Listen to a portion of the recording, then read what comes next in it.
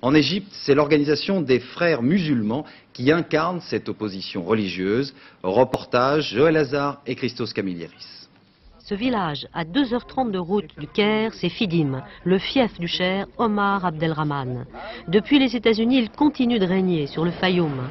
Dans cette oasis, les quartiers chauds sont en permanence ratissés par les forces de l'ordre. Les Gammat al-Islamiyya, le principal mouvement radical et clandestin, y a été décapité. La ville demeure aujourd'hui à l'écart des circuits touristiques. On ne s'aventure plus au Fayoum sans escorte. Les sympathisants des mouvements islamistes vivent dans l'attente des procès, car à quelques kilomètres de Fayoum, des prisons où s'entassent les propagandistes de la lutte armée. Personnellement, je suis contre la méthode de la violence. Du point de vue islamique, cette violence est infondée. Il y a des causes propres au Moyen-Orient qui expliquent ce qui se passe ici. Est-on en train de déstabiliser l'Égypte comme on l'a fait au Liban? Saif Islam Hassan el-Banna spécule sur un changement de régime par la voie pacifique d'élections libres. Selon lui, l'avenir en Égypte est aux frères musulmans. Il est le fils du célèbre Hassan el-Banna, le fondateur de la confrérie exécutée à l'époque du roi Farouk.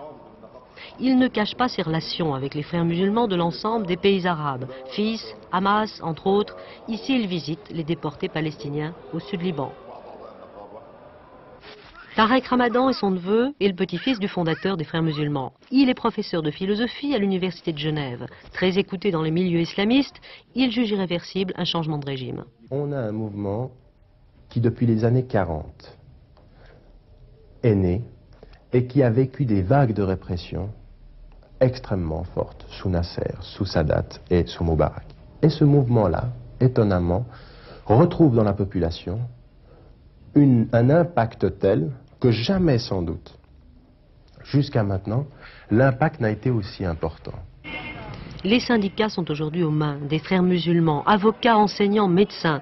Ici, à l'ordre des médecins, les doctoresses ont opté pour le voile. La moralité est une des valeurs les plus importantes. Elle est capable de défendre la société de nombreux maux. Ainsi, dans les pays islamiques, le sida se répand moins vite qu'ailleurs. Un discours aujourd'hui dominant chez les étudiants en médecine. La faculté du Caire est passée sous l'influence des mouvements islamistes.